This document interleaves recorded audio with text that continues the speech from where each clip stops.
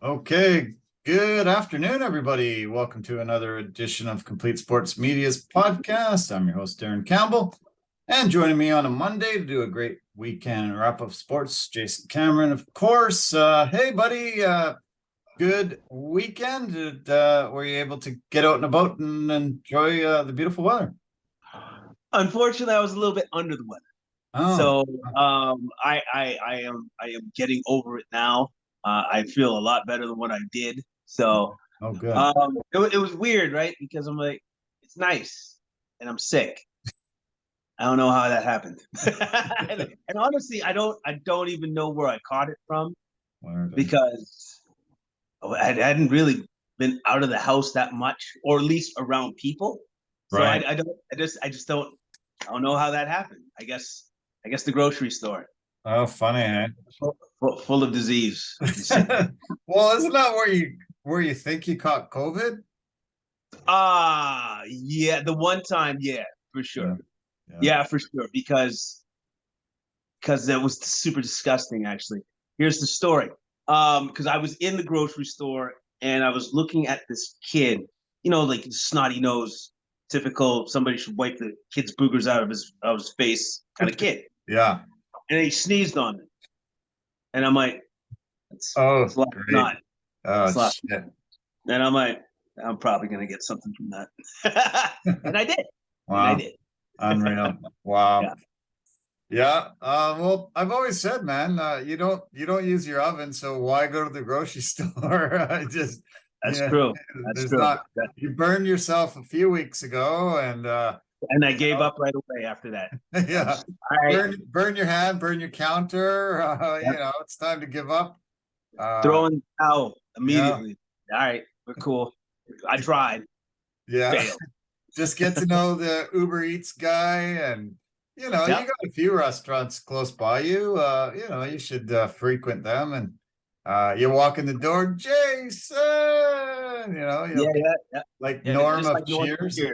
Yes. Yeah. That's me. Yeah. Especially with food. Oh man, we were up in Whistler for the weekend and talking about food. Holy crap, is it pricey up there, man? Wow, everywhere you go, you got to drop like hundreds and hundreds of dollars. It's just insane how much they want for food. We've only found some, one or two reasonable places. Everything else is just so insane, unbelievable. But we had a hell of a weekend up there. We did our big adventure day. So this company called the Adventure Group, they put on a day pass instead of just doing one adventure. They allow you to do all of them in a day, and so I signed up, got a couple passes, and we went there first thing in the morning. We started off with ATVing, which was super fun. Then we went zip lining, then we went river rafting, and then we did this aerial obstacle course, they call it. And then we went and did a really amazing thing at night. It was a walk through the forest that had lights, visual images, and music and sounds. Man, it was totally impressive, super amazing. And I'm still hurting though. Holy cow. It was brutal on the body. Yeah, to do all those things in one day, it's fun, but it's definitely tiring. I'm gonna put a lot of stuff on the website for people to see, but yeah, I think maybe me getting a little long in the tooth. My body's not used to doing all that kind of stuff in one day, and I feel it still today. We did it Saturday, and it's still hurting a bit today. So you're saying you overdid it because did you go like literally from 9 o'clock in the morning to 6 o'clock at night straight? Yeah, we went, I guess 9 to 4, and then we took a break. We went for dinner and hung out for a while, and then came back. Our booking for the nighttime, it didn't start till 10:20. So yeah, so that was the first available time to start because they wanted it 100% dark, and they wouldn't allow anybody to do it until 20 after 10.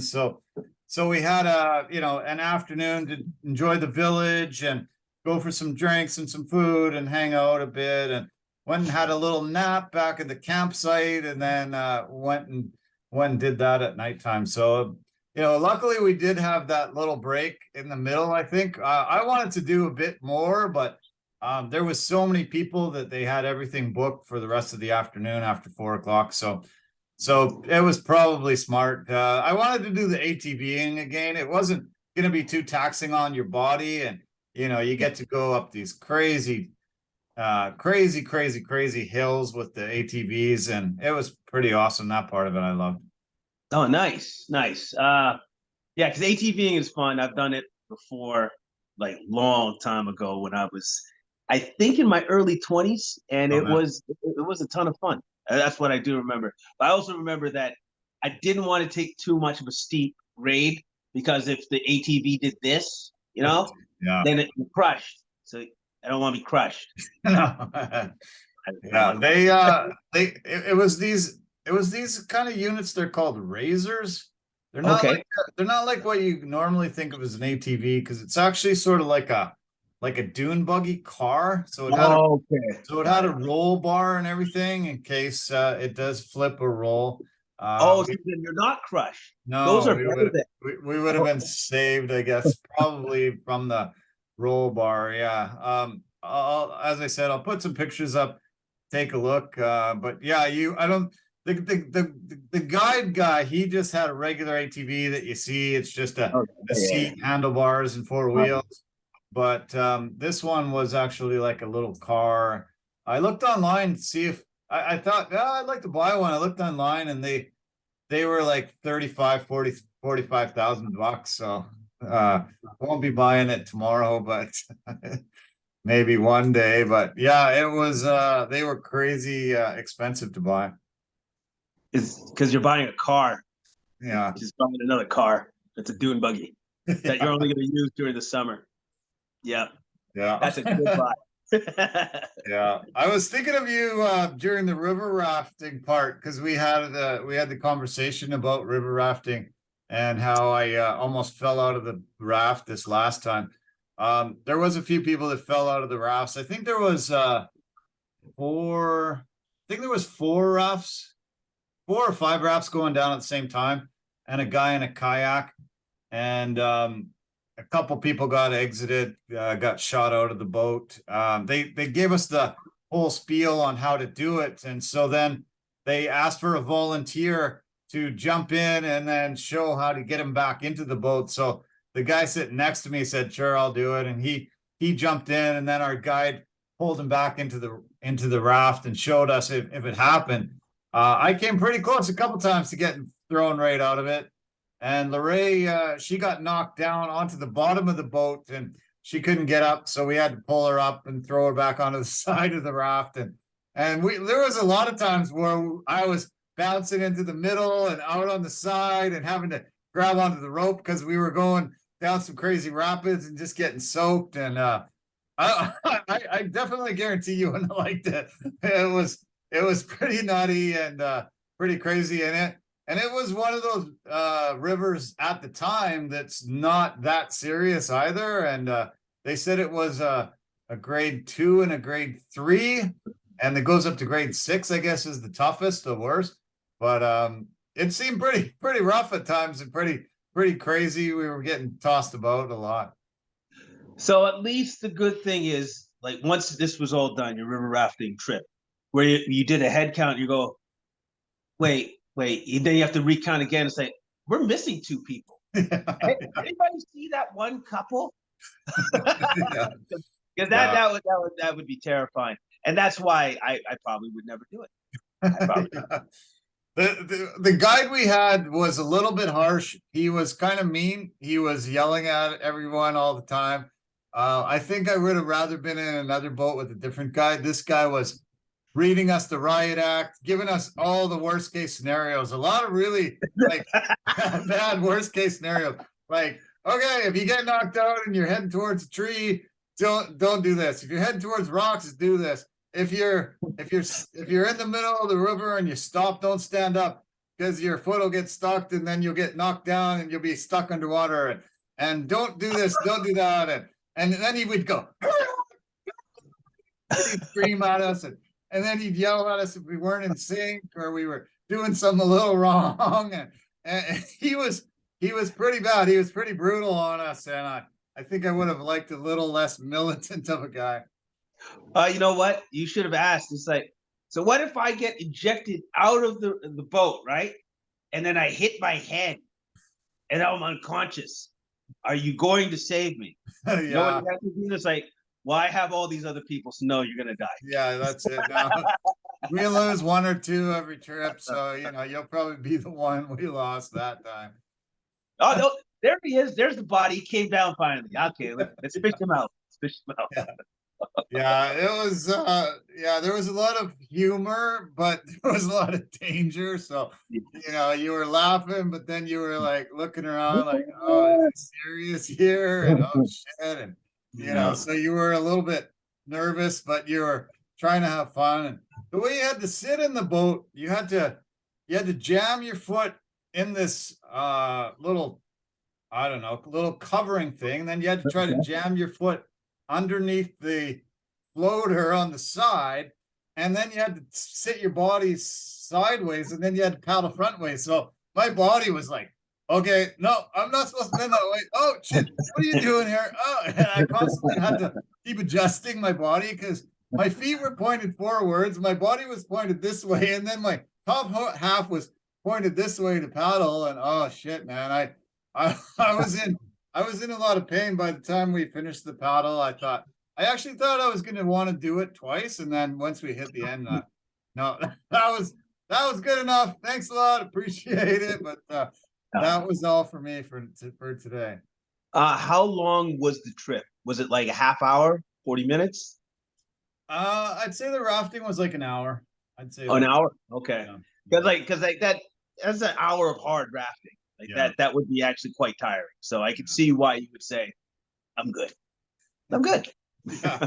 Yeah. I was actually surprised at how sore I got from the zip lining because the fastest one they said the fastest somebody went down, it was 120 kilometers an hour. And they said, but that person put on Vaseline and a sleek suit so they could go as quick as they could, set a record or something.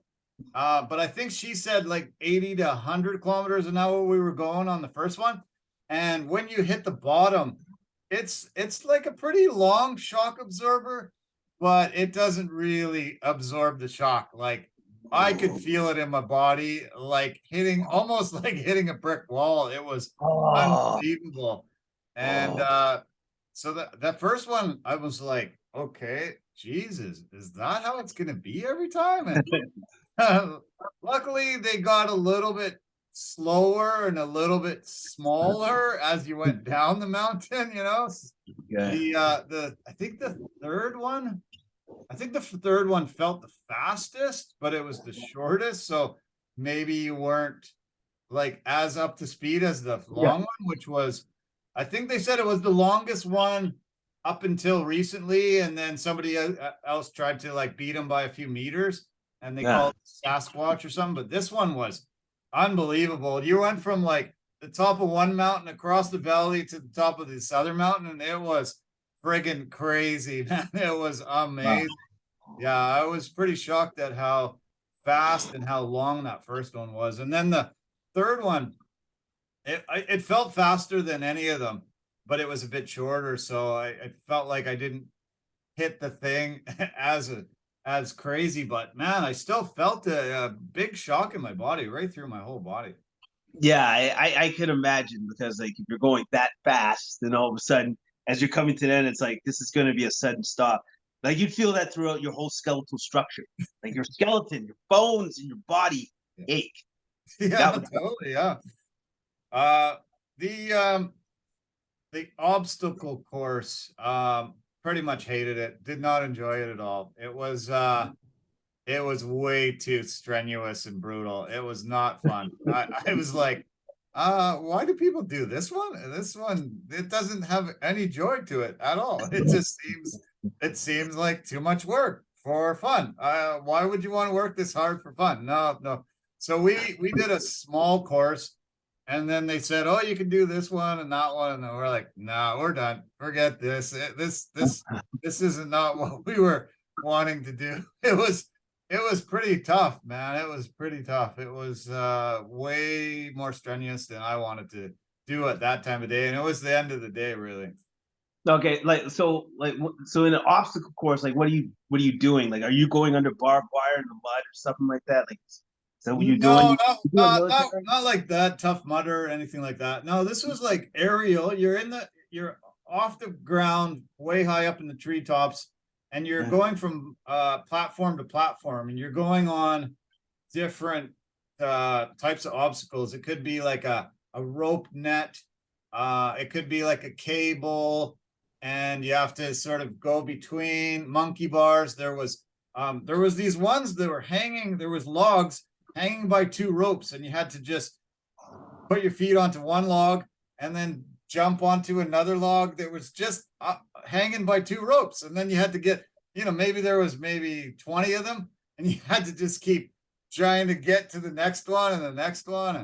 And then there was another one that was just 3 ropes. So you had to hang by ropes and shimmy your way along. And then they had a little platform, and then more ropes that you sort of had to hang onto and get past, and little short zip lines and stuff. But oh man, it was brutal. It was really hard and very tough. Very tough. It sounds like a ton of fun. I'm surprised that you just didn't do that one more.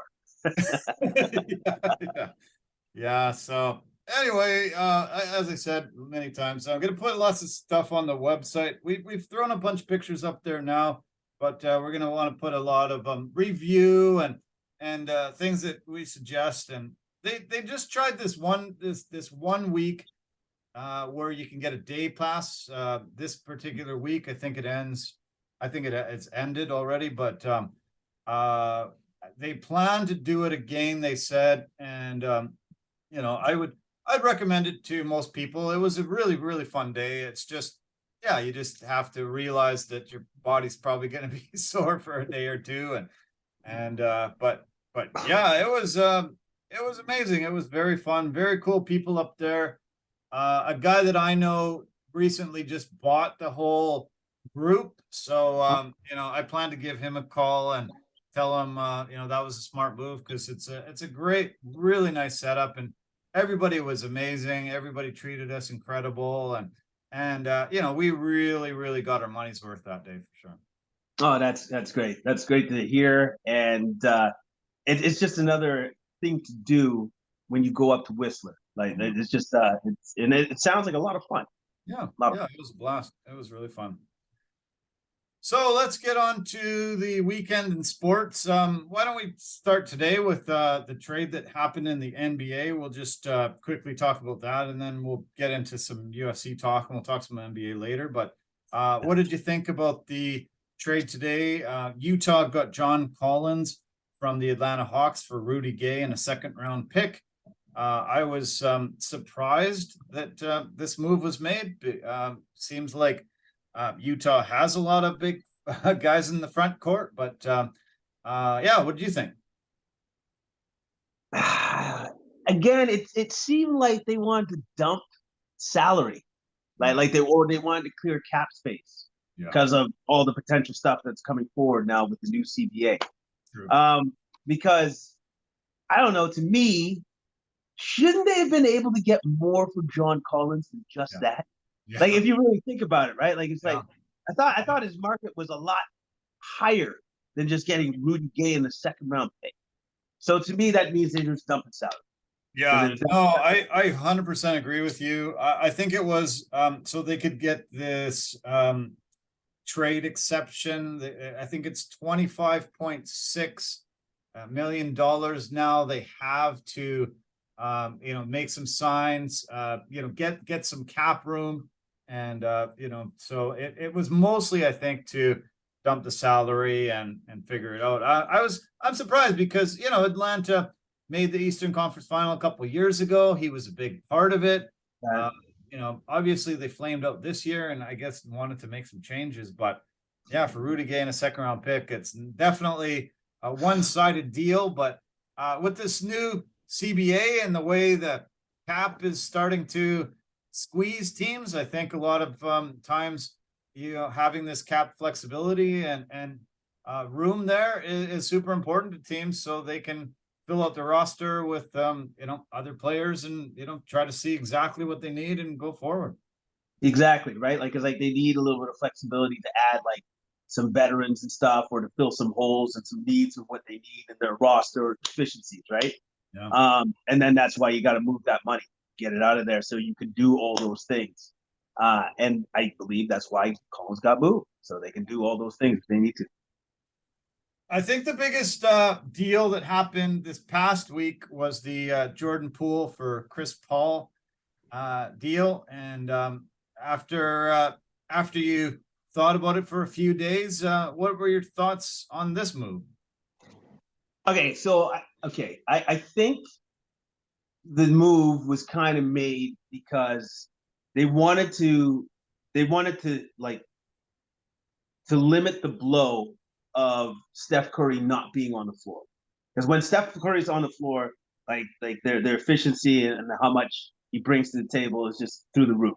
But once he goes to the bench, then all of a sudden it's just like, man, now we can't do it. Like literally, that's kind of what it translates to. And I think bringing in Chris Paul will lessen that blow once he's not there, because then he can be a part of like the second team and run it well. So, but the other thing is though too is I think that I heard it off somewhere else that Chris Paul is one of those players that runs the most pick and roll, and the Golden State Warriors run the least in the league. Wow. So he's going to have to kind of morph his game a little bit more to what Golden State does. But I'm pretty sure that if he's going to take control of the second team, they're going to run probably more pick and roll for him, so they can just at least be comfortable. Yeah. Yeah, I agree with a lot of what you said. One thing I want to add is that I think the Warriors have been having some difficulty bringing that succession plan into reality. And we saw it in the playoffs. It seemed like, you mentioned once Steph's off the court, they just seem to drop off in offensive efficiency and having a lot of difficulties. I think Paul's brought in also to try to mentor a lot of these young guys. I think, Jonathan Kuminga, Moses Moody, guys like this, I think will start to flourish with a guy that's got 19 years in the NBA. And, he's one of the greatest point guards to ever set foot in the association. And I think if he is a very big piece of that second unit, I think that's going to really help them grow and, be able to be those guys to take over once Steph and Clay and Draymond and the core pieces are moving on or long in the tooth and not able to produce like they were. Yeah. And you know what? He's very capable of doing that, doing the mentorship, because he did it in OKC. He did it in OKC, and I think he did it really well. And I think he left those guys when he left. I think he left them in a better place. Because if there's one thing about Chris Paul, this will be the one question mark now, but every team he's gone to, they have gotten better. Yeah. Every team. Right. So the question is now, okay, so this is Golden State though, and he's now a little bit more longer in the tooth. Can he still improve them, even at his advanced age in his career? I hope he can, because that's a pretty cool streak that he's got going on. Very incredible. Yeah. Amazing. He sounds happy. He said, he's a bit shell shocked to, just be passed around and tossed to a couple of organizations this off season, and not sure how he initially thought, but he said he's admired Golden State from afar and how great this organization has been, and how how important winning was and creating a winning culture. And he said he's really excited to immerse himself into that. He said his whole mindset and mind process over the past dozen years has been, how do we beat Golden State? And that's all I care about. And that's, the main focus of his life. So now suddenly, being on the same side with them, he said it's going to be amazing. And he said, really looking forward to playing with guys like Steph and Draymond and Clay and and he mentioned a lot of the team and said, this is an example organization that I've always really wanted to be a part of. And so, he's there. I was quite shocked.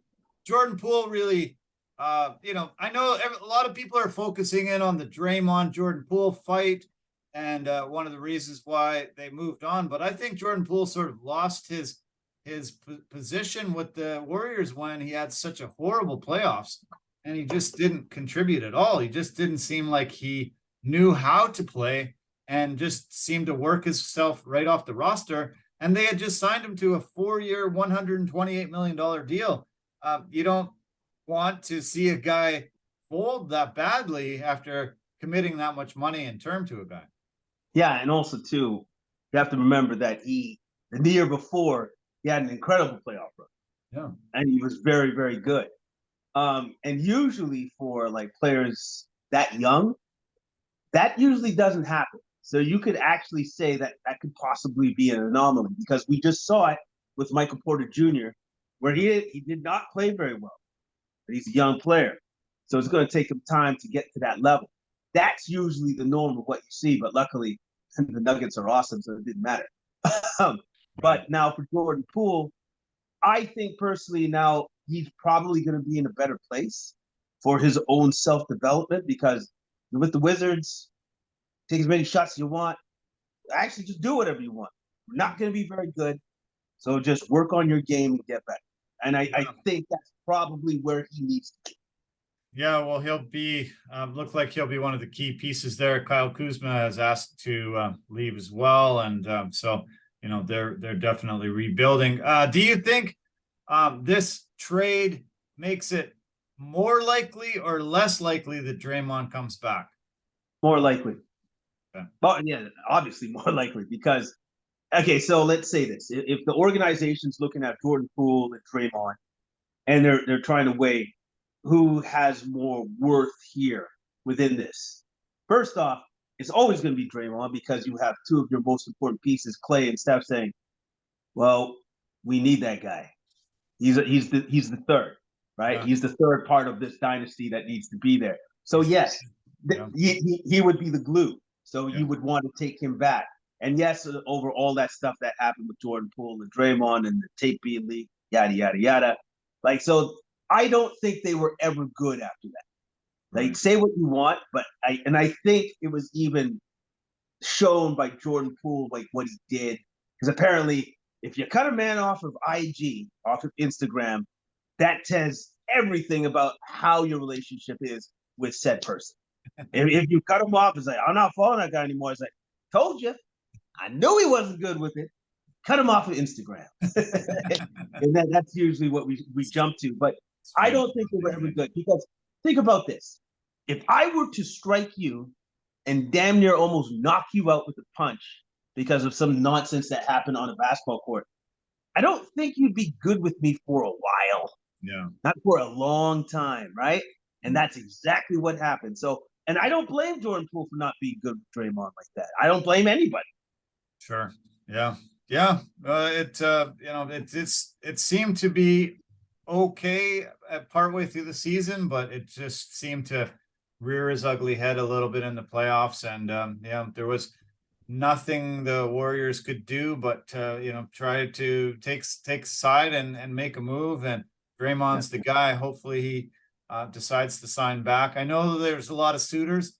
I sent you the Instagram post that had him and LeBron hanging out.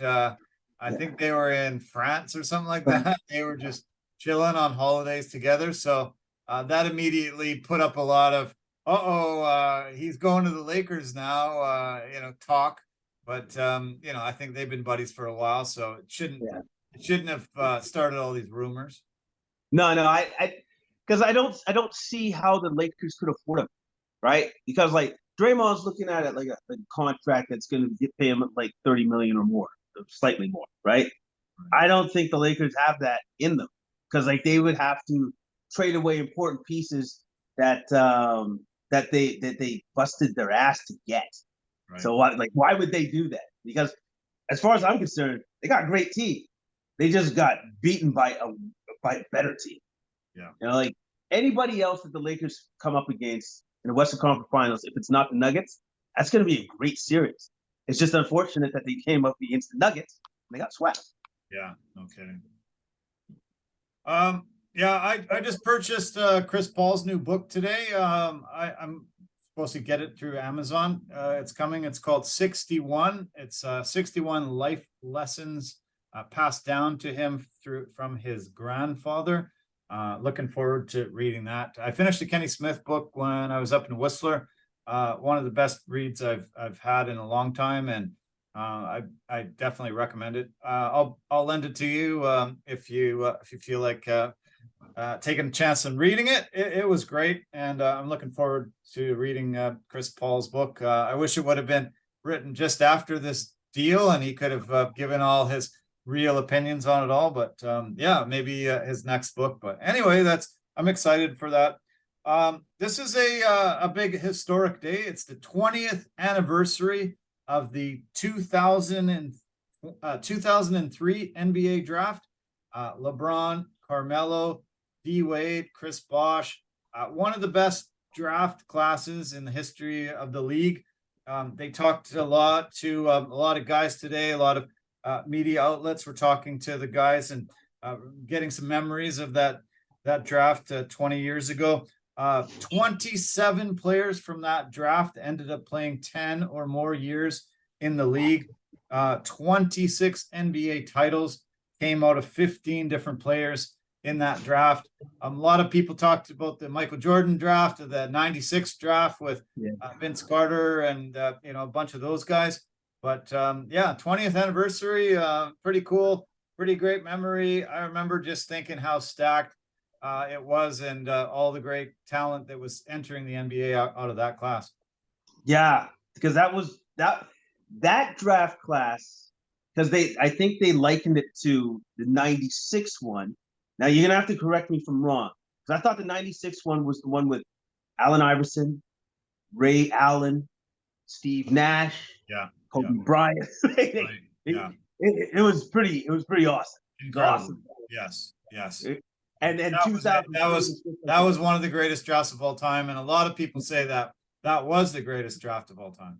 Yeah, and 2003 was no slouch. It was like any draft is compared to one of the greatest drafts of all time. That's a pretty good draft. Yeah, pretty good. Yeah, no, yeah. So pretty amazing that it's 20 years. So LeBron's still playing. I think everybody else gone, maybe. I think so. I think so. He might be the last of that draft class happening. And NBA free agent this Friday, which will be exciting. Lots to talk about. We'll try to fit in a little bit of NBA talk at the end.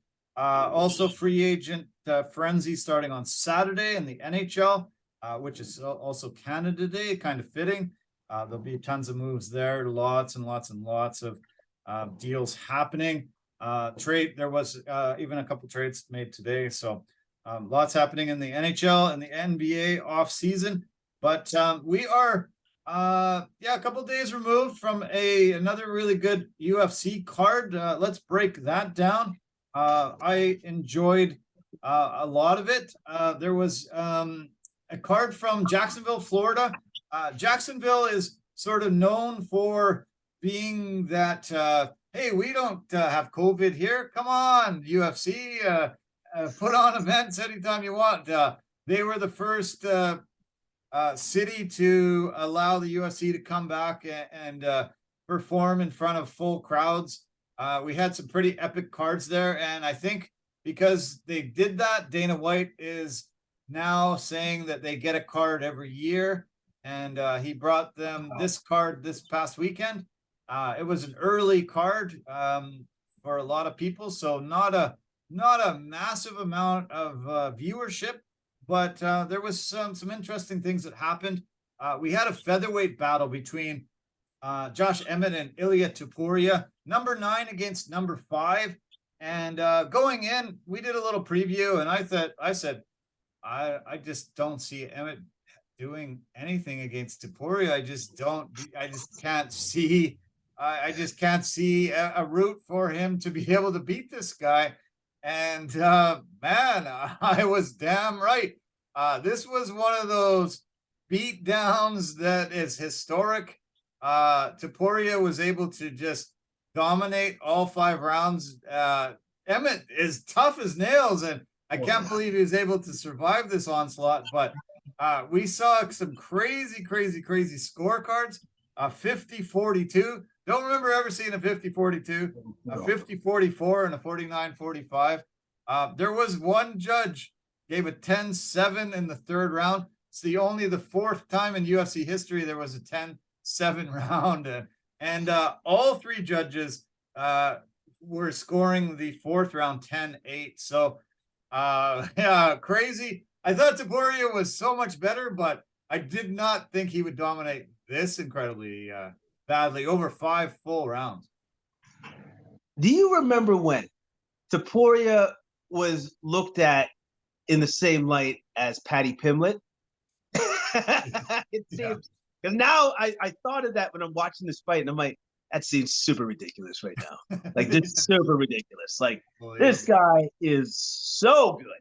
Wow. Like, Emmett was almost had a chance to fight for the title, right? Yeah. Well, he fought for the interim belt against Yair just last time. So, you know, he would have been holding this belt, and he would have been, you know, facing Volkanovski, you know, in this next fight. But he did fight for the interim belt just a few months back. Yeah, he just fought, and he got absolutely destroyed. He got smacked down by like by a far superior fighter. Wow. Like, just far superior fighter, especially when it comes to when it came to the realm of everything. There was nothing that Emmett was better than Topuria at. Nothing. And he demonstrated it for 5 rounds. The only thing that Emmett just actually displayed, he was able to display, was extreme will and toughness. Yeah. The man never quit on himself. And Topuria was probably like, I guess I'm not getting this guy out of here, so I'll just keep beating him up. Yeah. And that's all he could do. Yeah.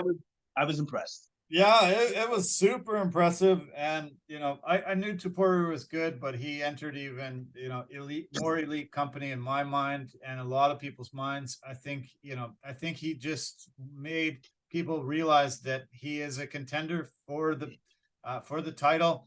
I don't know if he gets an immediate title shot.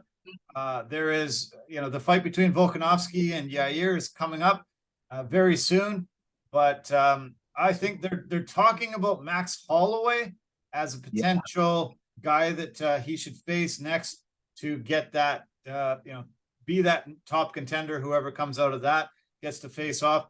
If the Volkanovski Yair Rodriguez goes one way, if Volk wins, I think either Holloway or Topuria has that next shot. If Yair wins, I think they have to have a rematch, Volkanovski and Yair probably. So that ties it up a little bit. I guess it's, you know, Topuria is young. He's, what is he, 26 years old? So yeah, you know, super he's got tons of time to wait. He, you know, really can wait. I would love to see him fight Max Holloway. He said he'd be game to fight Max Holloway if it was in Spain. The UFC's never been to Spain. Topuria is a Georgian fighter that grew up in Spain, and you know, that's his home country now.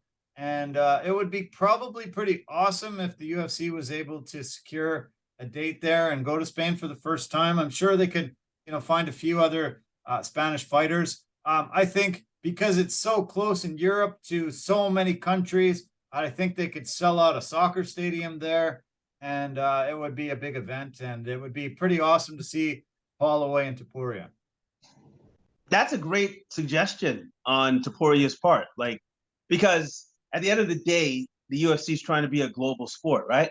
So eventually, you're going to have to go to that country at some point in time. Yeah. Right.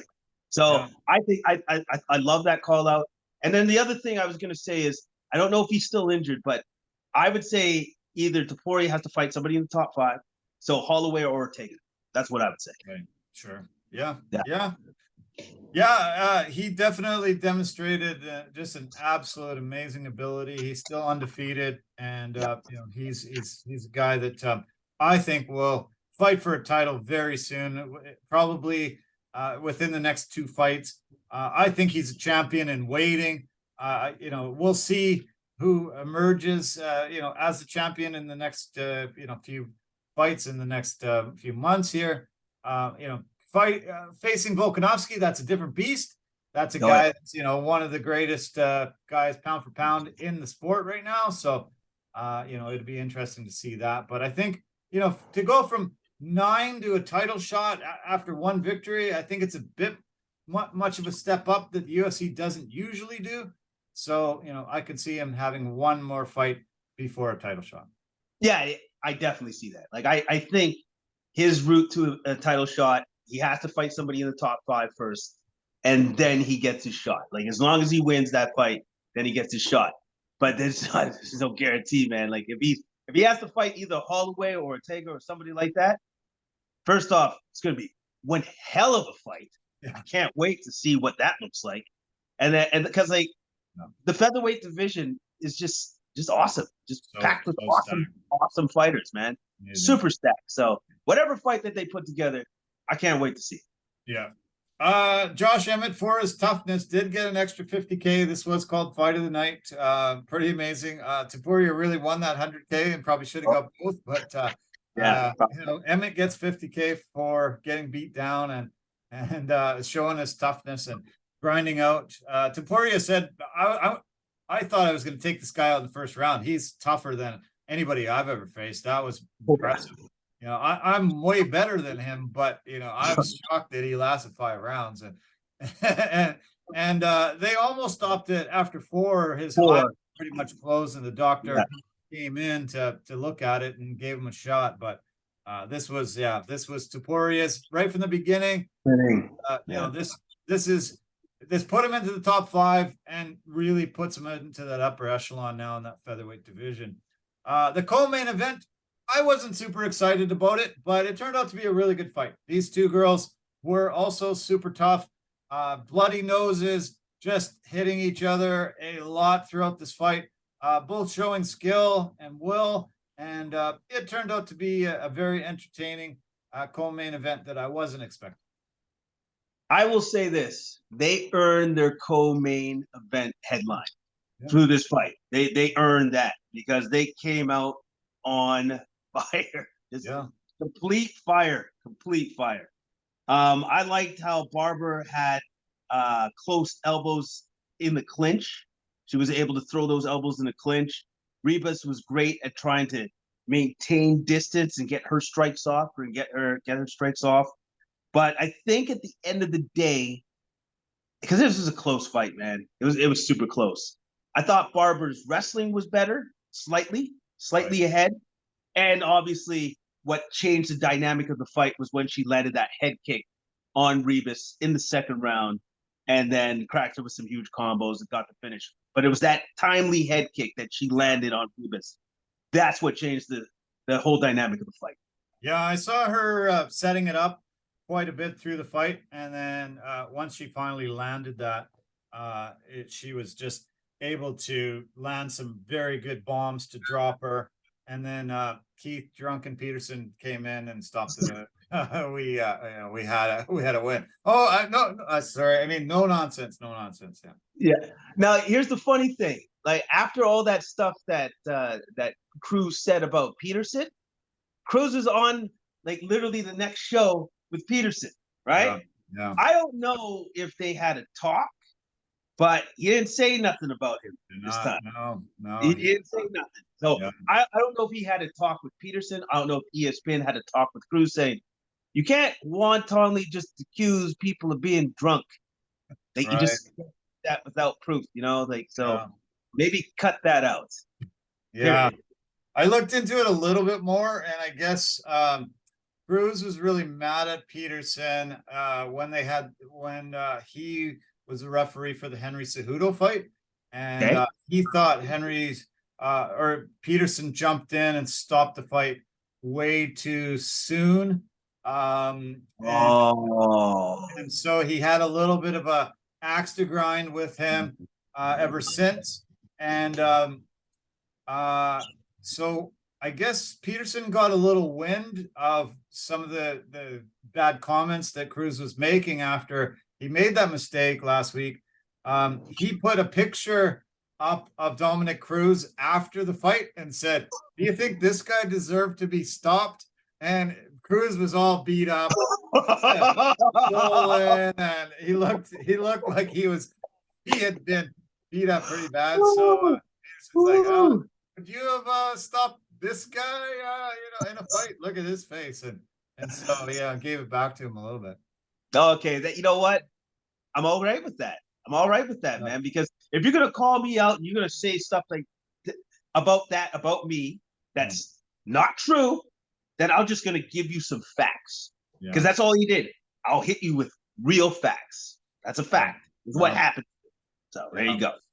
Yeah, that's where it can get into some dicey, sticky situations. I think most of the time, the commentators should be guys that are retired, that aren't in the game anymore, because there can be some serious bias, not only against the referee, for the referee, judges, as well as the fighters. You could have had a beef with a guy, you could have had one of your teammates have a beef with the guy. You can slander a guy, and how is the guy going to defend himself? He doesn't have the microphone in front of him, and he might not even hear it until he's home that night, and suddenly he has to try to defend something that a guy that has an axe to grind saying about you while you're fighting, or the judges or the referees. I mean, they're just a lot of sticky situations. We mentioned the Dan Hardy one, and Dan Hardy lost his job over getting into a fight with Herb Dean. And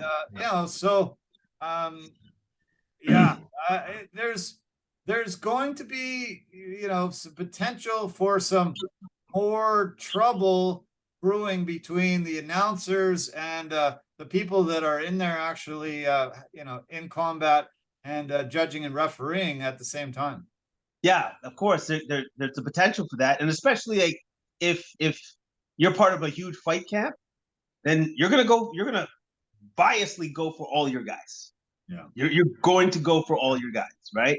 And that's even happened a couple times with Daniel Cormier. But at least the good thing with Cormier is it's like he'll say it right off the bat. I'm biased, and here's why, right? And I think it's okay at times to do it like that, but you can't do that all the time. No, not all the time. No. That's not good. Speaking of Dan Hardy, he's the main color announcer for PFL now, and the PFL had a really great card this past weekend. I watched. I want to mention some PFL stuff, but Hardy's in there. He didn't, he's not out of the industry. Luckily, he was able to get picked up by probably the second best organization right now in MMA. So. He lost his job at the UFC, but he has surfaced there. Okay, let's talk about the Austin Lane Justin Toffa fight just briefly. Obviously, really, really lousy. That an eye poke that was one of the worst eye pokes I remember I've ever seen. Ended this contest so early. I was really looking forward to seeing these two guys battle, but that was like half of his finger through his eyeball, immediately swelled up, almost to the point you couldn't see. I don't know where the blood was coming from, but he was bleeding too, and this was really unfortunate so quickly into the fight. 29 seconds into the fight, and then when you saw the instant replay, it was really, really bad. Like to the point where I thought, I'm like, that dude could lose his eye from that one. Yeah. Like that's what I thought. And then the blood was coming out of his eye. Like there was no cuts around his eye. It was coming out of his eye. I think there should be a rule made by the UFC that if it's that bad and the blood is not coming from, clearly not from around here, but inside the eye, fight's over. There's no more need to talk about it, man. The fight is over because now it's cool to be tough, right? But is it cool to be tough and then to be blind in one eye? Like, is that cool as well? Like that, it's not cool. So I would say that sometimes you need to protect the fighter from himself. And if something like that happens where the potential for the fighter to lose vision in his eye, the fight's over, because you know what? It's not worth it. It's not worth it. Whatever money he was going to make is not worth it. Just No, not not worth at all. Like you're right. They definitely should have just stopped it right away. Get him to the hospital as quick as possible. it. You want to tend to something like that serious right away. If it's bleeding and it's swelling up that bad, there's some massive damage. And you're right. Losing to lose your sight over this, they got to jump on it and attend to it right away, not just give them 5 minutes and we'll figure it out and stuff. Can you open your eye? It's like, no, somebody just jammed their finger in my eye. So yeah, I can't really open it up at this point in time. I'm sorry. Yeah. I just thought I thought the whole thing was kind of ridiculous, because I'm like, what are we actually really doing here? So you want the guy that can't see out of his freaking eye to go fight? That's bleeding out of his eye. Like, the blood is streaming out of his eye. Like, for me, it was pretty much a no-brainer. Fight's over. Get the guy to the hospital, man. It's done. One of the best trainers in MMA is Mike Winklejohn, and he lost sight in his eye during training with a fighter, and he's blind in one eye. Will never be able to see again. It happens. I've seen it happen I've seen it happen in many areas. I've seen it happen in other sports, and that's something that you don't want to have, because that'll end the guy's career right then and there. And the other thing I wanted to mention was Austin Lane. Great to see him getting an opportunity after having a brief NFL career. He was a draft pick from the Jacksonville Jaguars, ended up sticking around Jacksonville, ended up playing for a few teams, getting in, getting opportunities with teams, but never sticking too long. Finally transitioning and getting an opportunity. Third really prominent NFL player that has made the transition to MMA, and I hope he gets an opportunity to fight soon and show what he's got. I think career trajectory is just on the way up for this guy, and I look forward to seeing him in a lot of battles. Yeah, I think he has greater potential than that other dude that was in there in the UFC. Greg Hardy. Yeah, he seems like he's a tad better than that dude, and so I look forward to him on what he can do next. But again, I think that refs need to be more on these fighters about displaying of the fingers. Like if you're gonna do like a rangefinder, it's like sometimes they have the fingers up. Use a fist. Use a fist. Yeah. Greg Hardy was drafted in the same draft as Austin Lane, and they both had shorter NFL careers. The highest draft pick ever for an NFL player to make the UFC, Marcus Jones. He was the 22nd pick of Tampa Bay in '96. These two guys were drafted in 2010, and but yeah, I'm really looking forward to seeing that, and fingers crossed that Justin Tafa recovers really soon, and there's no long-term serious damage for him. Okay, the featherweight battle between David Onama and Gabriel Santos. David Onama gets the really nice knockout victory, gets $50K also for one of the performances of the night. He had just such amazing technical striking that he just ended up wearing down Santos, was able to just really just wear him down, just continuously hitting him combo after combo.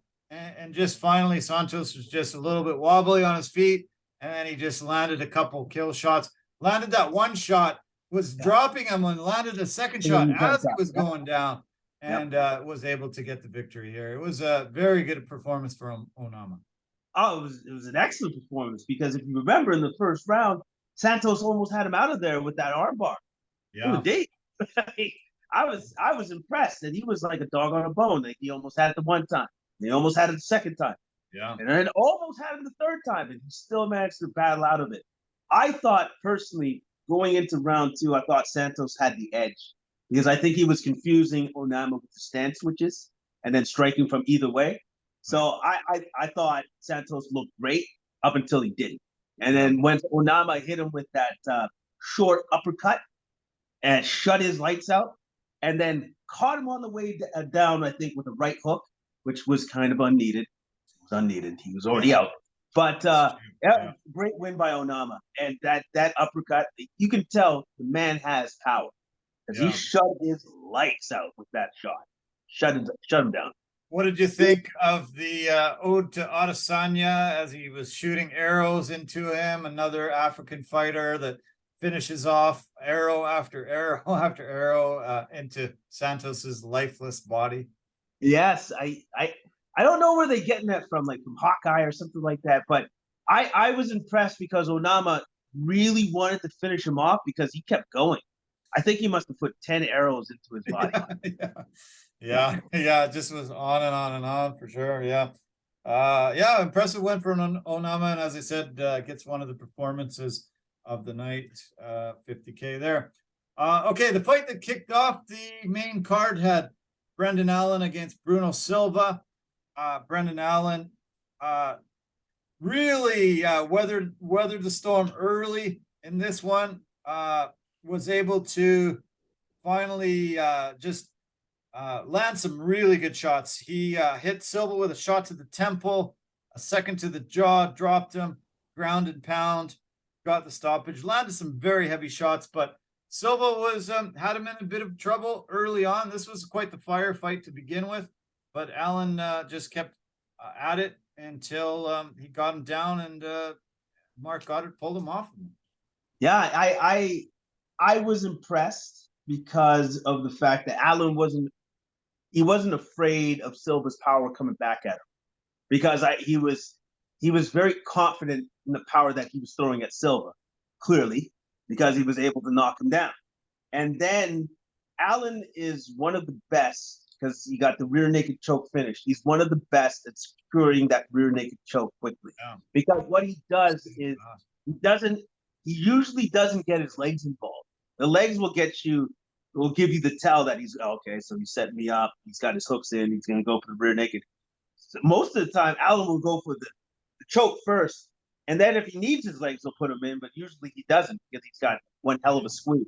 And so when he got that in, and then you're like, all right, well, Silva, he should tap or he's going to go unconscious, and then he tapped. So yeah, good win by Allen. His rear naked choke is super impressive, and it's to a point where it's behind the head, where the hands are just they're not accessible, and the guy's grabbing and trying pull a hand, and he's like, okay, I got a tap. I'm toast here. And he sunk it in so fast. I couldn't believe how quick he went from ground and pound, get the back, sink in the choke. Like it just was just so fast of a transition. You're right. You're not prepared. You're not ready for it. It sunk in. Time. This fight's over. Yeah, like he is very quick with that transition, and this was a dangerous fight for Allen because he's a ranked fighter, and he gave an opportunity. I call that he's given an opportunity to Silva, see if he can take his number from him. He could not, and that was a great win by Allen, man. Great win. He's an up and comer. Yeah, I'm very impressed with him, and he's number 13 going in. Definitely should be moving up and getting great opportunities. He called out Jared Cannonier and Dricus du Plessis, maybe a little higher ranked than he did. Gerald Meerschaert's in his corner, who's a super tough guy. And he made a lot of statements. He said, I'm the youngest in the top 15. I really want a card in Louisiana. I guess that's originally his hometown. And he said, I'm coming for the belt. I'm going to have it. I want Izzy in 2024. I'm going to be the champion. So does not lack confidence at all. The featured prelim was one of the weirdest things I ever experienced because this was like watching twins fight. I've never actually seen twins fight in the MMA against each other. There have been some twins in the UFC, but never seen them fight each other. I kept looking and trying to, oh yeah, oh that's Magny, oh that's Rowe. Oh, I had to keep looking at their short color and look underneath their names, because these are two of the most identical human beings that you're going to be able to ever get fighting each other. And this was just one of those crazy grinded out battles that Magny just slightly was a little bit better than Rowe in this one. Yeah, like his grappling along the fence, I thought was what won him the fight, because like, and also too, like Magny's got an incredible motor. He's got an incredible motor, and he always uses that to his advantage in these fights. And also like Rowe and Magny, they have this certain body type that you just don't see in that particular weight division. I think they're both 6'3" or 6'4" at 170, right? Yeah. So that in itself is odd. So, and then with what they were trying to do to each other, it's almost as if their skill set negated everything that the other guy was trying to do. And then that's why it kind of developed into what we saw, which was not a very exciting fight, by the way. It was a grinder. It was a grind out fight, a lot of grappling, a lot of positioning, a lot of like short shots in between the clinch and stuff like that. And that is Magny's world. Rowe needs more distance to do what he needs to do and to do it effectively, but Magny loves that. That's how he wins his fights. Yeah, impressed with Magny always. The Haitian sensation, setting some records as well. Increased his record, 21st UFC win. That's the most in the welterweight history. He now has the most significant strikes, past Kamaru Usman for the most. He also tied Matt Brown with the most fights in the division's history. So many amazing battles. 21-9 in his UFC career. Yeah, just a guy that's been around so long and just knows how to grind out these types of wins. And Phil Rowe, same kind of guy. I think Phil Rowe is going to be Neil Magny when Neil Magny's gone. I think we're going to see a really long career for Phil Rowe, and he learned from the master. Just follow what Magny's done, and you're going to have an incredible long career, I think, for Phil Rowe. Oh yeah, no, I definitely agree with everything that you just said. Like if he follows that template that Magny's already done, I think Rowe's going to have an incredibly good long career. The Randy Brown Wellington Turman fight kind of went the way I was expecting. I felt a bit sorry for Turman. He drops down in weight to try to face some different types of competition, and the matchmakers give him exactly what he was facing one weight class up. Not very fair, not very cool. Randy Brown has, is so lanky, so long, has such a reach advantage. Utilized it so smartly in so many ways, and really, got some late takedowns in those first 2 rounds to secure the first 2 rounds on the judges' scorecards, and pretty much won him the fight right then and there.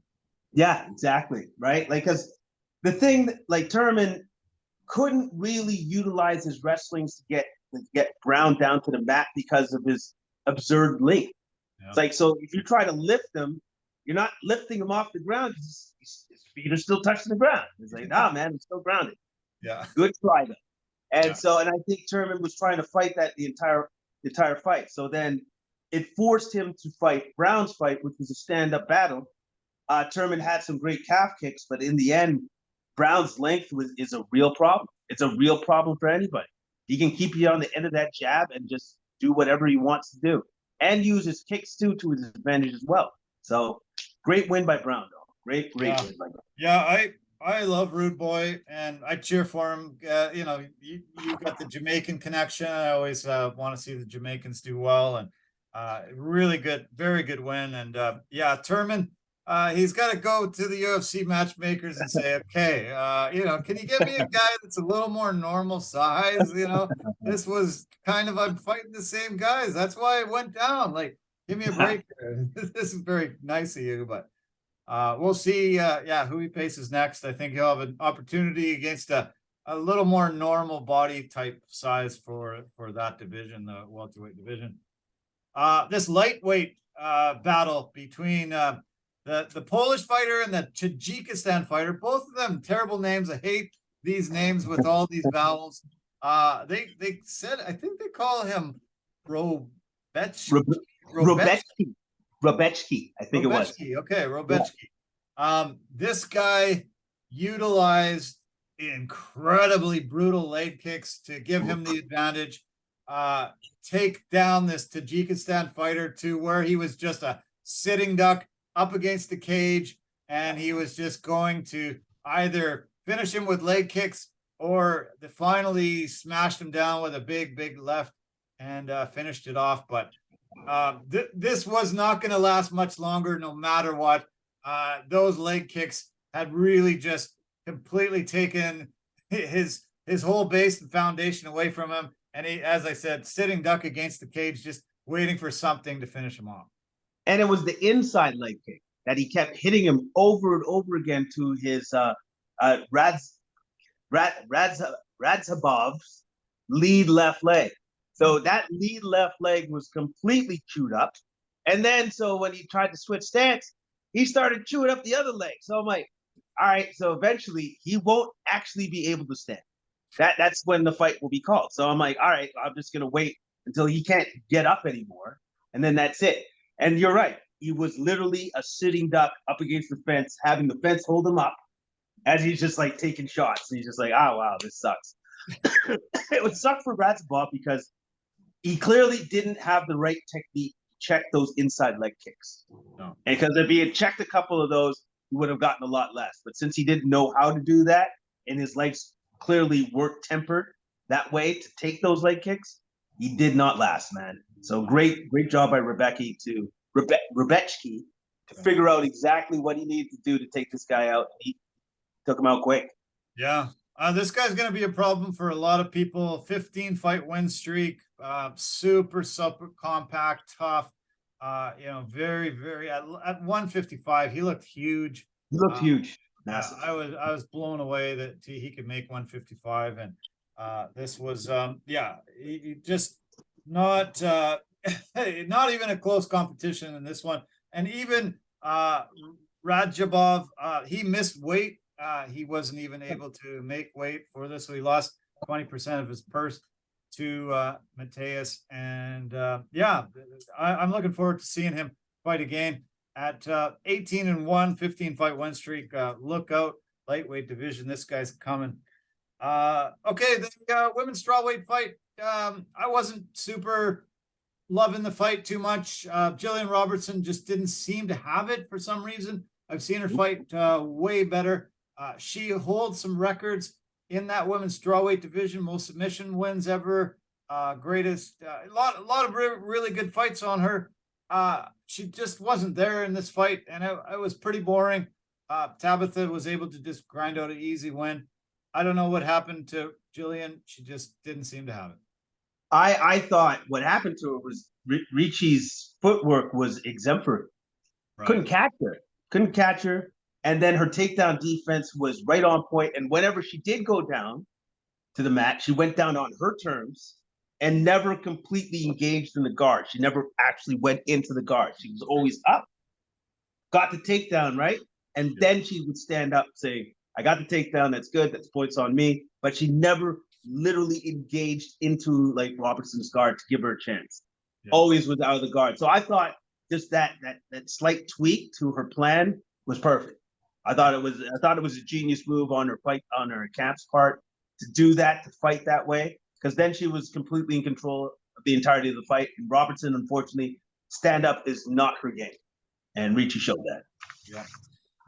Yeah, tough to see the Canadian lose.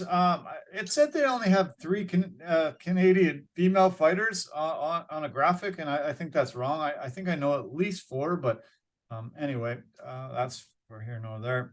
Okay, we saw a UFC debut from Joshua Wan fighting Zalga Samagulov. Great performance from Joshua Van. Great performance by Van. Nice UFC debut. Beat a tough guy in Zumagulov and did it quite handily, quite easy. I thought it was a split decision, but I saw Van definitely the better fighter in this one. Yeah, because like Van's boxing and his boxing was super on point. Zumagulov fights with a certain like chaotic energy, like he kind of wants to get you into that whirlwind of a fight that he does. Throws a lot of strikes, but I thought Van was very good at picking his spots, countering when he needed to, and then following up his jab with like excellent 1-2 combos. Yeah, definitely Van was the better technician in there when it came to the boxing. That's how he won this fight. Yeah, he was. Zumagulov was supposed to fight somebody else last week. Got canceled. Van stepped in. He's only 21 years old, and 6 straight wins, 5 in the regional circuit now, 6 with his UFC debut. Looking forward to seeing him. Okay, the lightweight battle between Chepe Mariscal and Trevor Peek. Not a fan of Peek. I think the guy does not deserve to be in the UFC yet. He is just a street fighter. One of those Southern guys that just seems like a dumb guy that's just a street fighter that somehow got a couple knockouts in a regional circuit, and now they're giving him a shot. His technical striking is ridiculous. I can't believe all the stupid punches that he was trying to throw, and this was great debut by Chepe. Just said, okay, well, whatever this guy's throwing at me, I'm not going to let him land it because it's ridiculous, and I'm going to beat him up and get this win. I'll say this: Peek was tough, and he had really no technical way of doing anything. That is the one thing that shocked me. I'm like, so he just kind of throws the technique out the door, and he just like he was throwing like uppercuts from here, like all you can, like Street Fighter stuff. I'm like, I didn't know what I was looking at, but it was pretty clear to me that Mariscal was far and away the better fighter. Oh, like man. by far and away. Like it was just like, wow, like it's like he's literally fighting this Street Fighter dude that's super tough, right? But like I'm an actual UFC fighter. I know how to fight. That's what it looked like. That's what it looked like to me. It was kind of ridiculous, but great fight by Mariscal. But I will say this: at least Pete made the fight like super like entertaining, because you're just like, what is this? Yeah, no, I hate it. I think, I just think a guy has to be, a professional league has to have guys that know how to fight, not throwing just absolute crazy bombs, just swinging for the fences, hoping to land something.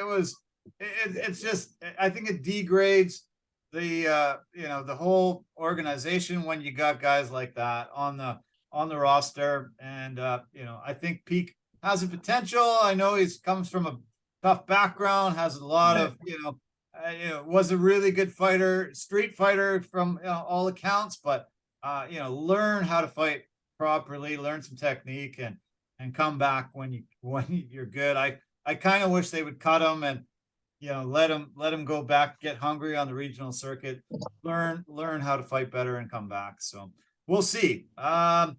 Quickly, Jack Jenkins, Jamal Emmers. I actually had Jamal Emmers winning this fight on my scorecards. I thought Jamal did better. I didn't like the decision. This was the 9th straight win for Jenkins, and he's tough, but I thought Jamal was the better fighter on the day, and had him winning 29-28 on my cards. Oh, you did? Okay. Unfortunately, these were the last two that I wasn't able to see, right. But did you think Emmers won because of the control that he had throughout the course of the fight? Because did he actually control the fight? Was this a split decision or was it a unanimous decision? It was a split. Yeah, it was a split decision. Okay. Yeah. Okay, so it was close. It was close. Yeah. Yeah, it was too bad. I thought Emmers did enough to secure the win. Yeah, this is the 3rd straight win for Jenkins, 2-0 in the UFC. Really, he put on a good show, but I just thought Emmers won 2 rounds and Jenkins won the 1. The first fight of the night, this was another one where I kind of think Cody Brundage should retire. It looked like he wanted to. He was not listening to his coaches. They were screaming at him, and he didn't do anything different. He tried jumping on a guillotine choke on about 3 or 4 occasions. Soon as Dumas's head slipped out, he was on the bottom, never tried to get up. When the fight was done, he took his gloves off, and it looked like he was going to make an announcement. They didn't get the microphone anywhere near him, so he didn't. But I think he's done. I think he's done. This was his 3rd straight loss. He just didn't put in any effort. And like I said, when he took the gloves off, I thought they were going to bring the microphone over. He was going to say he's done, place him in the cage, and see you later, go off into the sunset. But I haven't heard anything as of today. If he did, maybe he'll have some second thoughts about it. But this is a guy that just shouldn't have been there that day. He just didn't have it, and didn't seem to even want to be there. It sucks when you see that, right? Like when you see the fighter, and how about this? When you see the fight leave the fighter, when the fight is out of the fighter, because when that does happen, that's it. That's your cue to say exit stage right. You're done. You're done. Like as soon as that happens, and especially if you don't have it within you to listen to your coaches. Those are the guys you actually pay. Like, you give them money so that you can be at your best. And if you're not going to listen to them, then what is the point of you being in the octagon? There is none. Yeah. His coach is Mark Montoya, one of the best coaches in MMA. And, he was just screaming at him, just yelling at him, just telling him, do this for your family. He said, wake the F up maybe 10 times in the 2 times between the rounds, just wake the F up, yelling at him. But it just didn't seem to change Brundage. I'm not sure why he was just listless and just didn't give any effort at all. And yeah, I think, he should either retire or, the UFC do him a favor and cut him loose and maybe save face. I don't know. It was tough to watch, and it was a crappy way to start the card. But there was a lot of good fights on the card, and all in all, I was happy with it. In the end. Yeah. No, it was a good card. It was a good card. Like, how about this? The card for me, I think the main point was Topuria's coming out party, and then basically saying, "This is who I am. I just took out the guy that just fought for the interim title belt, and I took him out easy. Yeah, easy." So that put everybody else on notice in the featherweight division, going, "Oh, okay, so that's a real one. That's real." I agree. Yeah, totally. It was his coming up party for sure. Okay, next week we've got an earlier card again, not as early as this past weekend, but earlier card. It's coming from Vegas. I think there's some boxing happening in Vegas late that night, so they don't want to be up against it. The main event has Sean Strickland against Abus Magomedov. Not sure what I expect. I think Magomedov will definitely be going for takedown. Strickland will try to keep it on the feet. We'll see if Strickland's able to hold off and get the KOs like he normally goes for. Styles make fights, so hopefully this is a good fight. I agree with you on that. I think Magomedov is definitely going to try to take him down. And then looking even at like their win-loss records, it's super similar. Like it's almost the exact same. Almost. Yeah. So like I'm hoping that's going to be a very, very good fight. Yeah. I always look forward to seeing Max Griffin fight. He's on the card.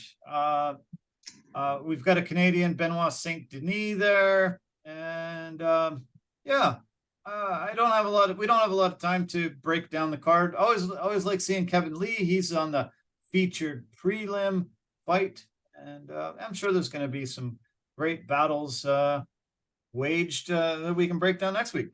Yeah, definitely, man. I'm looking forward to that. Looking forward to seeing the co-main event. I think that'll be a good one with Grant Dawson and Damir Ismagulov. I love these names. Yeah. That's why. Hey, that's another reason banning all the Russian fighters. We don't have to have such problems yelling out their names. Okay, one more UFC note. Ronda Rousey has been invited back to the UFC to try to save the featherweight division now that Amanda Nunes is done. I don't know if she's accepted it, but I heard they've put it out there. I'm trying to entice her back to have some more star power in the UFC.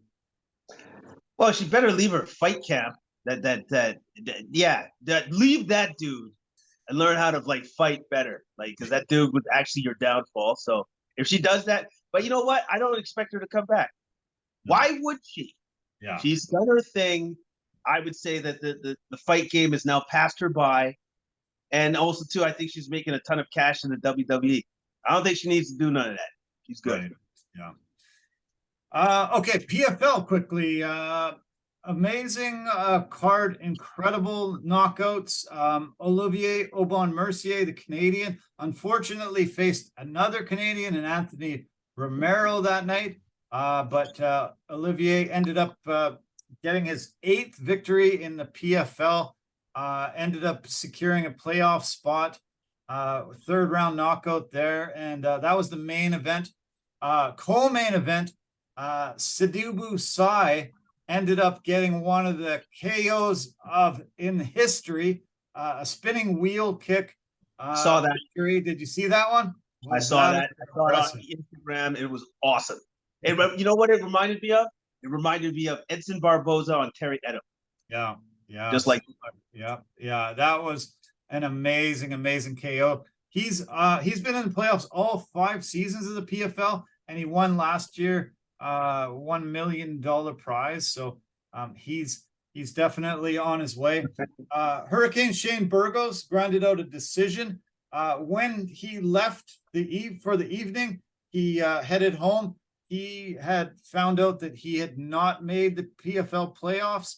And then he got a call the next day, Saturday, and they said that there was a fight that happened earlier in the night, and the 2 fighters were teammates, and they decided amongst each other that they weren't going to fight when they were in the cage. They were just going to sort of spar. It wasn't even really sparring. You gotta be kidding me. What? And their cornermen were all from the same camp, so they agreed not to give any suggestions throughout the fight. They did not yell any advice. They did not say anything between the rounds. They just gave the guy water and made sure he was. Yeah, and so the PFL ended up making an announcement over the weekend that both fighters have been suspended and they are no longer part of the PFL season. And Shane Burgos now has made the playoffs because the one guy got eliminated. It was ridiculous. It was just unbelievably ridiculous. It was one of the worst things I've ever seen. And I'm shocked that the camp would do this. I think the camp should have went to the PFL and said, hey, we're just not going to fight. Put us against somebody else, figure out, but we're just not going to fight, because it was a terrible display. And the PFL said, no, sorry, guys, you're being suspended and you're out. The guy's name is Nathan Schulte. He fought Raush Manifo, and they are American Top Team partners. And for some reason, American Top Team just came up with this idea and this plan, and it was bad. It was really, really, really bad. If you don't want to fight your buddy, then don't fight your buddy. It's as simple as that. If they give you the offer sheet, don't sign it. It's like, because Aljamain Sterling and Dvalishvili, those guys are boys. Guess what they do? We just don't fight each other. Yeah, just don't sign the contract. Yeah, just sign the contract. Do it. That would have been the smart way of going about it. And yeah, that is ridiculous. Forward, yeah. Ridiculous. Thursday on Fight Pass, there's the Fight Pass Invitational. It's the grappling event. Really looking forward to that. Really looking forward to the co-main event that has Glover Teixeira and Anthony Smith, 2 longtime veterans of the UFC. There's some pretty good money going there. I recommend it. Tough tomorrow night. Connor and Chandler. Chandler's 4-0. All the veterans have beat the Connor's prospects, and Connor's getting pretty mad about it. and I expect a massive meltdown probably tomorrow or over the next couple weeks. Connor is not happy that he's 0-4 so far in 4 battles. Of course not. Like, how could you be happy? And possibly facing 0-5. Like, what if this actually happens for the season? He doesn't win any fights. He's completely blown out. Like that. That almost would be an indictment of. So, what did you do with these guys? Did you actually teach them anything, or did you just like kind of do your Connor thing and just didn't give a shit about these guys? Because that's what it's looking like right now. Yeah, it sure is. It definitely is looking like that, and yeah, it's not going well. I'm enjoying it, but I definitely know he's not. So we'll see. Okay, I know we got to go. I just did want to mention free agency. Who's going to move? Who's the biggest name that's going to move to a new team? Is Damian Lillard gone? Is Draymond gone? Who's going to move? Who's going to just blow it up and shock us all? Who's changing teams? Well, I thought maybe there was a chance of Damian Lillard, but we'll see what moves Portland does for him, because they're not moving Scoot. I don't think they're going to move Scoot, but they got to do something. And if somebody from that team, if they're trying to move desperately, would probably be Nurkic to somewhere else. Right. And if they have to package him with somebody, that somebody might be Anthony Simons, now that Scoot Henderson's there. Right. So that could be a potential. Draymond could potentially move. I think one of the ones that sounded pretty interesting to me, Sacramento Kings, because the Kings kind of run a similar offense, but they would actually have to they'd have to offer an offer sheet that matches whatever Golden State's going to do, and Golden State's going to get him to $100 million for 3 years or whatever. I think that's what's going to happen. So interesting stuff. Those are the two that I would look at the most. And then also too, I believe Chris Middleton has opted out of his contract for this year, so he's another one to look at as well. Yeah, well, Milwaukee's in trouble because Chris Middleton and Brook Lopez are both unrestricted free agents, and could leave. If they leave, that's going to really harm them.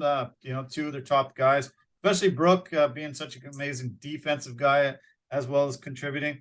It's going to be interesting to see where Kyrie lands.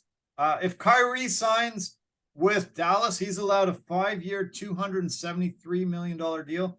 If he signs elsewhere, he's only allowed $207 million for 4 years. So, big shave. So he probably stays in Dallas. I don't know if they offer the max, but maybe so. No, me either. We'll be interested to see what happens with Russell Westbrook. See if he stays with the Clippers. Fred VanVleet and Jakob Poeltl out of Toronto. It'd be interesting. I know Fred VanVleet is very, very highly sought after. A lot of teams are probably dangling a lot of money at him, sort of like Jalen Brunson last year, a similar type of thing. Karis LeVert, Bruce Brown, D'Angelo Russell, Jeremy Grant, a lot of guys looking for big money and probably on the move. It'll be crazy over the next coming weeks. And I thought it would be pretty slow once the NHL and NBA season was done, but they've got, still a lot of things in the works. Got the trades, got the free agency, we've got the draft. NHL awards are tonight, just kicking off right as we speak. And tell me your last thoughts on the NBA draft.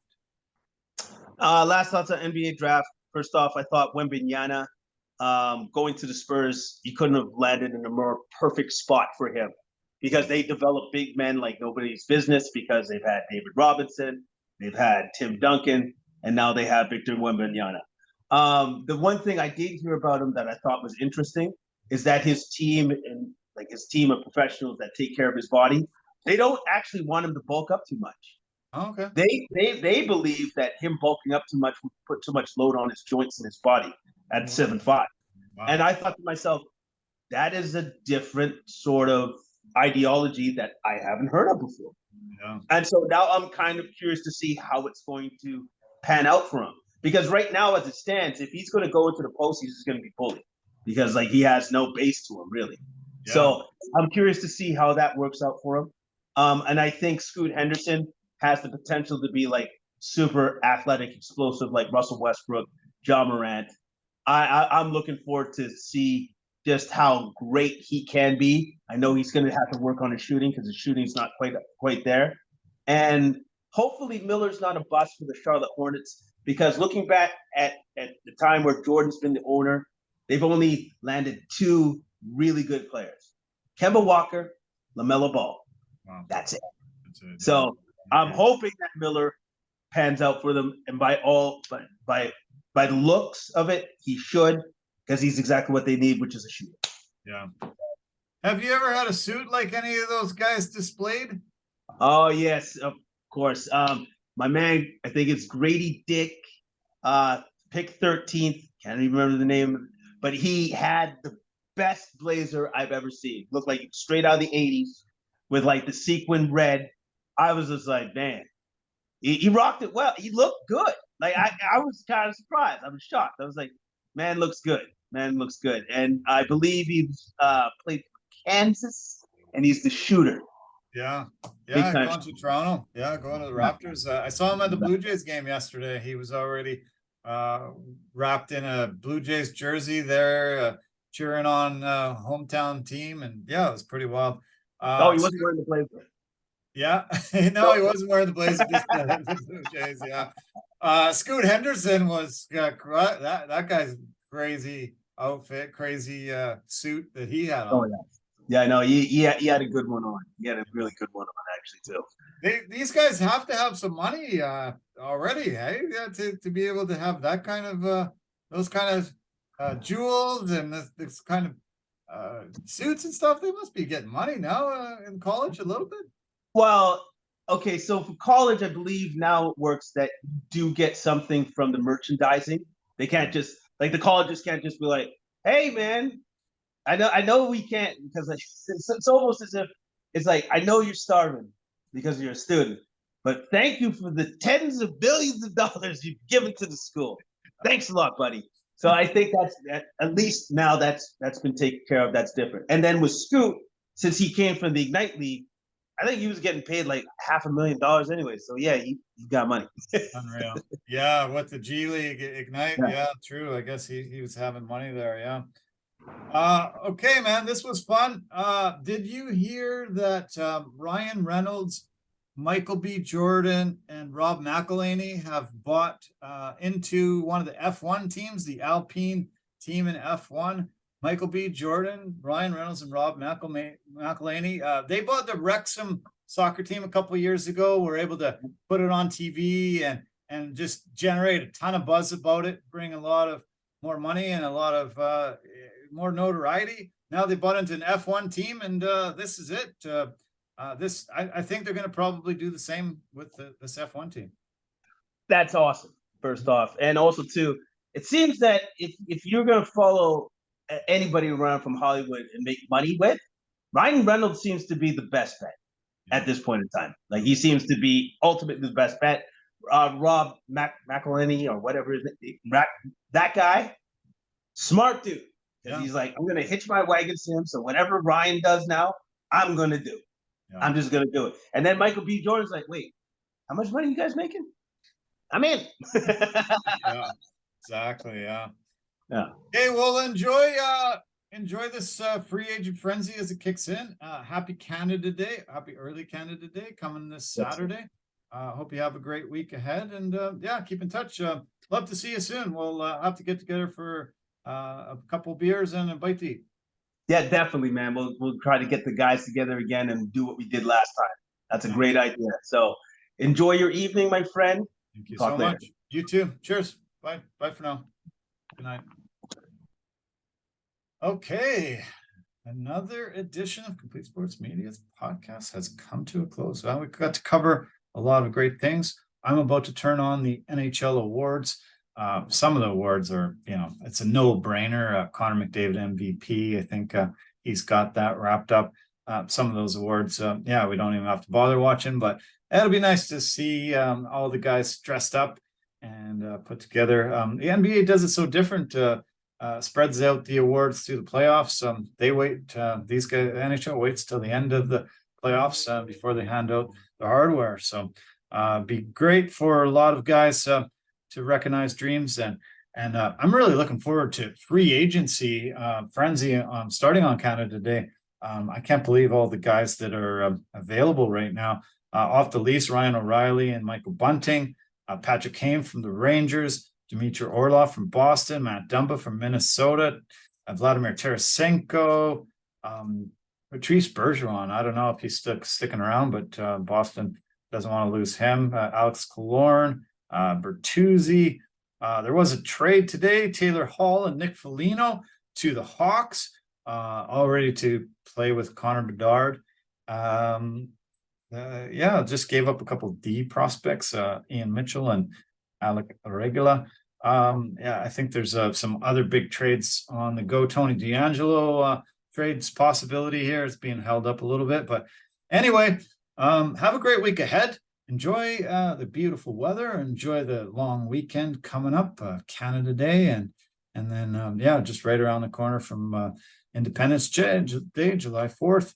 And we will see you soon. Thanks so much for all your support. Go check out our website and Instagram and all of that. I appreciate how much we're growing, and it's all thanks to you guys, and couldn't do it without you. Thanks a lot. Tell your friends, tell your family, and check out our website. Give us some feedback. Love to hear back from you. So take care of yourself. Have a very great week ahead. Bye for now.